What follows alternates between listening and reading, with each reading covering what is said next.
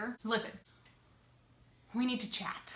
There are a lot of people, both in real life and on the internet, who like to use the term shellac for all long-lasting manicures, all gel polish manicures. The thing is they're not all shellac. Shellac was actually created by CND. They were the first original long wear gel type formula with the UV cure. And kudos for that, because did it spring a revolution? Yes, it did. But the thing is there is a difference between shellac and all other gel polishes. There's a difference between every single gel polish system. So it's crazy irritating when everybody just refers to gel polish as shellac. As somebody new and as somebody in the industry, when you walk into the studio asking, do you do shellac nails? My immediate response is no, because I don't use that product. It's nothing against the brand. I've just actually never been able to use it. I can't afford the entire system right now. I'm gonna stick with what I know. But when I say no, I don't, I either get people very upset, or I say no, I use gel polish, not shellac. Well, what's the difference? Okay, that's fine, I don't care, same thing, whatever. I get all these different responses. And why? Why can everybody name every single brand sold in Sephora? Why can everybody and their grandmothers contour their faces like a Kardashian? Why does no one know that there is a difference? Outside of the nail industry, I'm talking. Outside of, you know, those in the know. Aside from those, and I'd like to say the average person, but I'm talking huge influencers do this as well. I'm not talking person off the street walking into the studio wanting to get their nails done. I'm talking big YouTubers, big influencers refer to all long-lasting, all long-wear gel UV formulas as shellac. One of the main reasons that this bothers me is, first of all, you're creating marketplace confusion, which can be beneficial to CND and it can be detrimental to them. That alone is part of the irritation. One of the main reasons that I'm talking about this now is because the the truthful YouTuber tag has been floating around, and the question, have you ever used one product and then said it was another? And most people are saying no, not intentionally, la la la la la. I can guarantee you, there are a number of creators out there who have said they're wearing shellac on their nails and it is not shellac. It is probably gelish or OPI. I'm calling it now. It is not CND Shellac. It is probably another brand of UV gel polish. So before I continue ranting, let's just discuss the differences, and similarities, I suppose, of CND Shellac and all other gel polish systems, shall we? The CND Shellac requires no primer. If your nail tech is priming your nails with more than just a dehydrator or alcohol cleaning the nail, then they're not using shellac, or they are using it with a different system, and that is no bueno. Most other gel systems do use some kind of primer, whether it be acid-based or acid-free. Most do require a primer. CND does not. Shellac does not. CND also does not require any texture to the natural nail. Most systems require you to buff the nail, kind of create a rough texture on the natural nail plate, which allows the gel polish to really adhere to the nail. Most gel polishes need a rough surface to stick to. If it's too smooth, it'll just peel off all in one big beautiful coat. That is not what we want.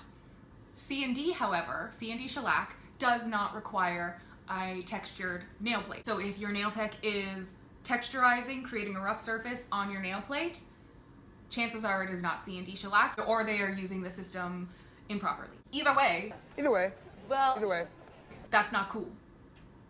So another big difference is the removal process. Not the process, but the, I suppose, timing and the way the formula was created for the removal process. CND created their shellac with essentially little tunnels. So once it's cured, each layer has tiny little tunnels which allow, when it's to be removed, it allows the acetone to penetrate through the top coat and through each layer of polish to easily be removed off of the nail plate.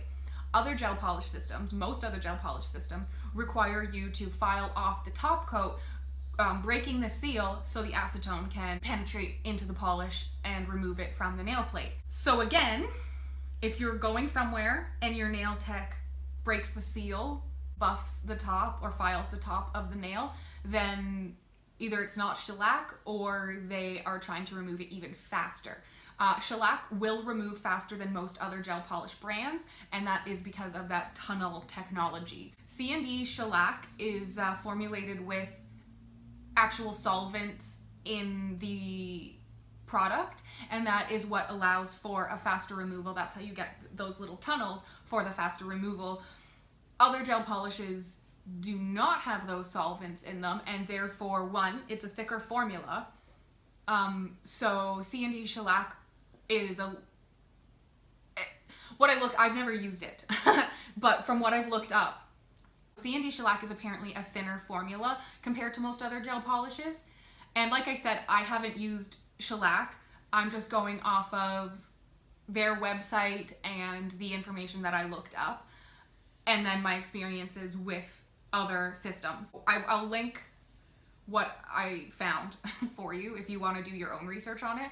Shellac tends to be a bit thinner and therefore looks more like a regular manicure as opposed to a gel polish manicure. And so because other gel polishes don't have that solvent in them, they take longer to remove, but they may also last on the nail a little bit longer and be a little bit stronger because of that thicker consistency. From what I was reading, a pure gel polish would definitely be recommended for weak or thin nails, whereas shellac would be more recommended for an average nail just looking for a long-wearing manicure, a long-wearing color. Whereas a standard gel polish would add extra strength as well. That's what I'm gathering based on all of my reading. And my personal experience, gel polish definitely adds strength and wearability to your nails, definitely. So with all of that information, one, it's very important not to mix systems because they're all formulated so differently and they all have different cure times, and the tunnel technology, it's not going to make for a good looking manicure, it's not going to make for a long lasting manicure. Don't mix, don't mix, don't mix. That aside, now we know that there are differences. You get your hair done, you get extensions put in, you get color put in, you get certain products put in your hair, whatever. Most of the influencers that I keep an eyeball on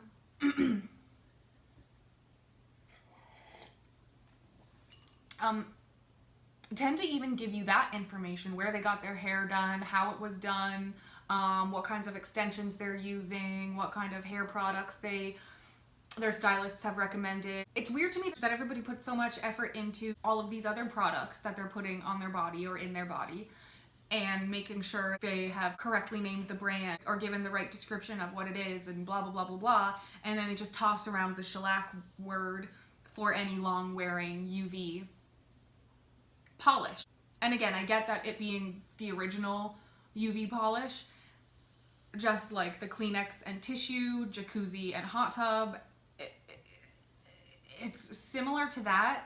Well, it's exactly like that, but there's actual differences in the formulation.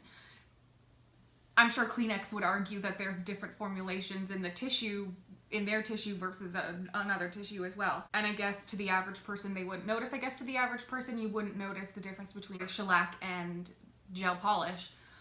But being in the social media driven influencer world, I do think it's important that people are giving correct information on what they are talking about when millions of people are seeing their content, or even hundreds of thousands of people, or even thousands of people, or even hundreds of people. I think it's important to correctly identify the products that you are using, whether it be you are personally using it or you're going to a salon and someone is using it there. Don't be afraid to ask what it is. Here's another thing. People who don't even watch influencers, this is still an issue. For whatever reason, at least the nail salons in my area, for whatever reason, they just label all UV gel polish as shellac. It'll say it on their menu boards, on their price lists, shellac manicure, shellac manicure, shellac manicure. I don't know if it's because it takes up less space than gel polish, if it's easier to say than gel polish, if it sounds stronger because of the name shellac, as in like wood shellac, construction shellac, contracting shellac, whatever. If it has like a ring to it that people can identify as long wearing and strong, but it's like wrong like a solid 95% of the time. I don't know how it started. I don't know why salons are misusing the term or misusing the label. But I it's gotta stop. It's so irritating. It's frustrating. It's frustrating. It's frustrating. It can't just be me. It cannot just be me. There has to be more people out there that this really bothers. Please let me know in the comments below. I cannot be the only one. Please make me feel normal. Please make me feel normal. So how do we fix this problem? My plan is to educate my clients. And I have. Anyone who has walked in asking for shellac, they have been promptly educated on the differences. Videos like this of people discussing that there is a difference. And I guess continue to call people out when they misuse it. But like, don't be like that internet troll who's just like, is it actually shellac or is it just a gel polish? I don't know how to change it. I don't know how to change people's vocabulary without being one of those assholes. I don't know how to do it, but I guess we just educate the best that we can. Pass this along to anybody who just refers to all gel polish as shellac. Do it. Do it.